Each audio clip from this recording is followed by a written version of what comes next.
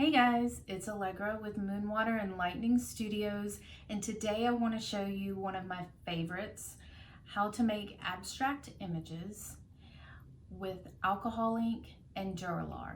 So stay tuned.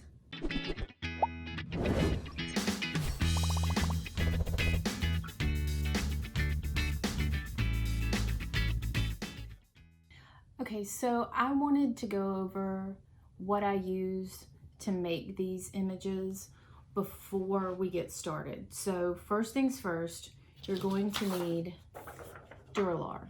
You can also use Yupo paper, basically any kind of film that does not absorb the ink. So we need to be able to push this around. You can get Duralar in rolls, in pads. You can get them from Amazon or craft stores. So it's a pretty readily available, and it's not too expensive. So while you're learning, this is perfect. I just enjoyed using this, so I never moved on to anything else. You will also need your heat gun, and the heat gun will dry the alcohol and the ink faster. So once you're ready for your image to be set in, definitely use your heat gun. There's another option.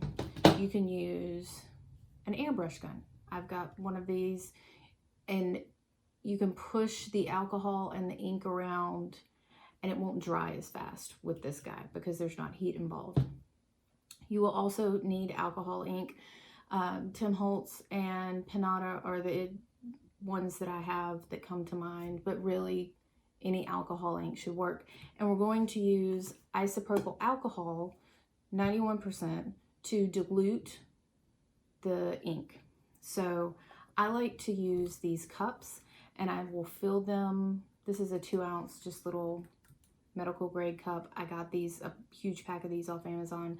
I'll fill it halfway full, so like 1 ounce of alcohol and then a couple of drops of ink inside of it. And you can always add more ink or more alcohol, so you can, you just get in there and you play and see what kind of cool images you can come up with while you're pushing the ink around on the paper.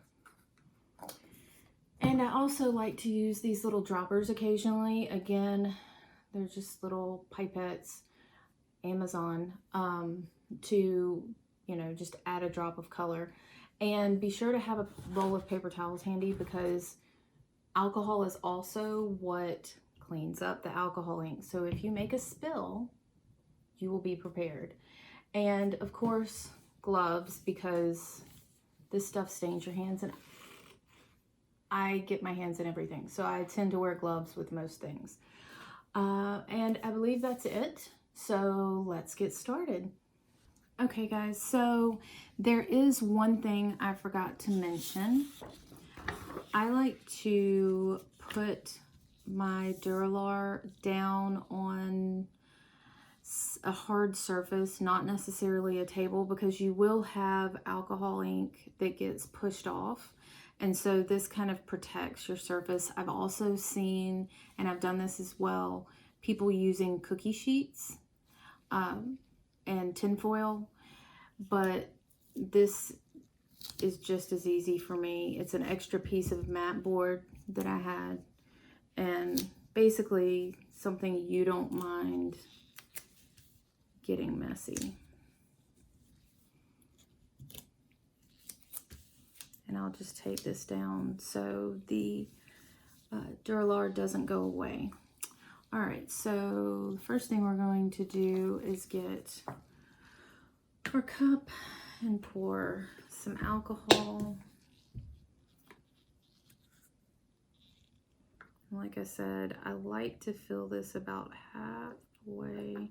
We're not going to put that much in there. Since this is a smaller sheet, typically I do bigger ones, and I will use a larger amount of alcohol, but we're going to start off with a smaller amount. So that's a 1/4 ounce. And then I'm going to be using this terracotta. I love what this looks like standalone by itself. it's just really, really beautiful. So just a couple of drops in there. You can see and just swish it around and do a couple more drops. All right.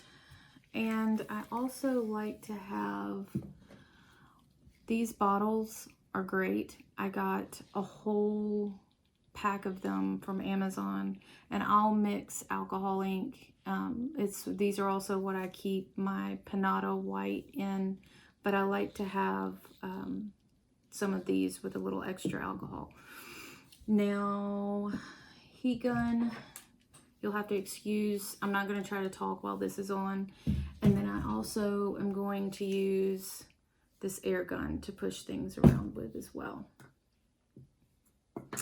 All right, so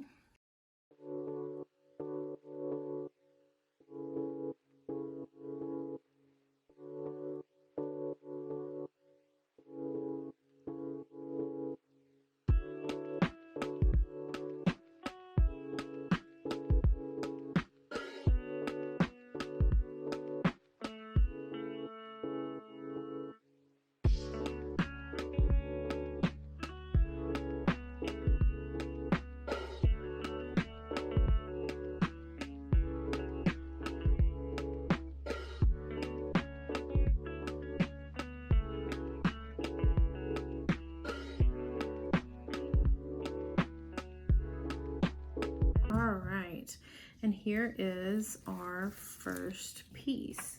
Now, these are, in my opinion, beautiful as is. I love just framing these. You can take a little snapshot. You can also, since they are transparent, overlay them with a darker image. I've done that a handful of times. And you can also take black ink, or really any color, and doodle, you know, follow the lines. That would be another option. But here's our one color. I'm going to make a 3 color.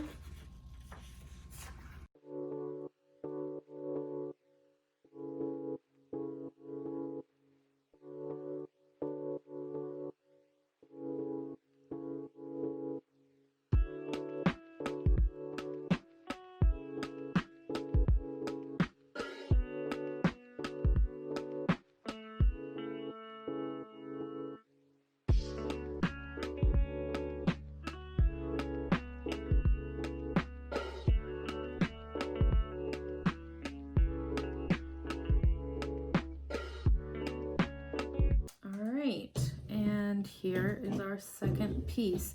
So you'll notice how the colors will blend together. So we started out with this color, and the mermaid, I don't know if we have just the mermaid color. This is what the stream was, this blue. And the mermaid pretty much blended in with the green, but it's lovely. So when you do more than one color, be aware of the colors interaction. All right, so this next one, the last one that I'm doing, and make sure this is dry. Yes, okay. I didn't want this color to bleed onto my new. I am going to try to keep the ink on whenever possible, on the Duralar whenever possible, but sometimes things happen. So we are going to use this butterscotch, and is this the rose gold? I want to use the copper mixative that I have. Now, just like white, you have to shake it until you hear that ball. So we'll start off.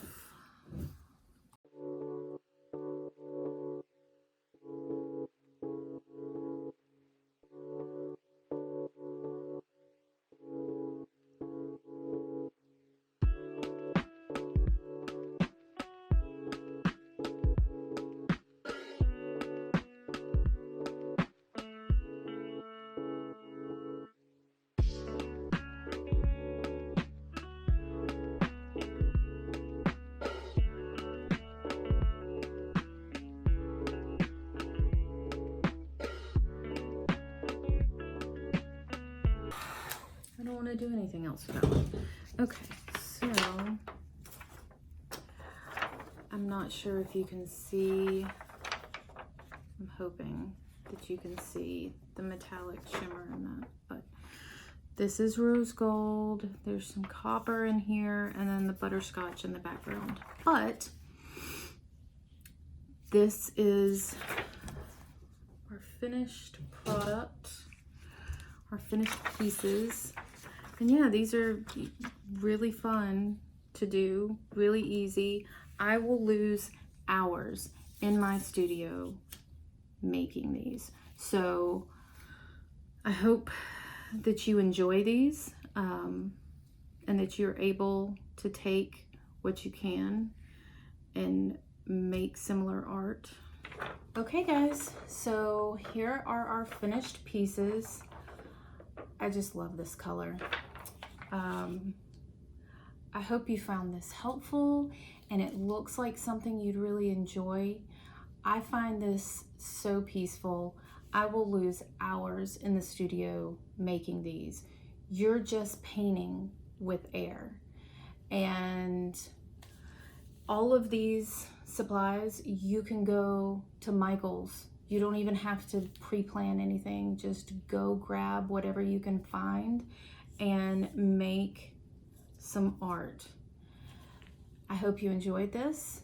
If you have any questions or comments, please leave a comment down below. I hope you enjoyed the video.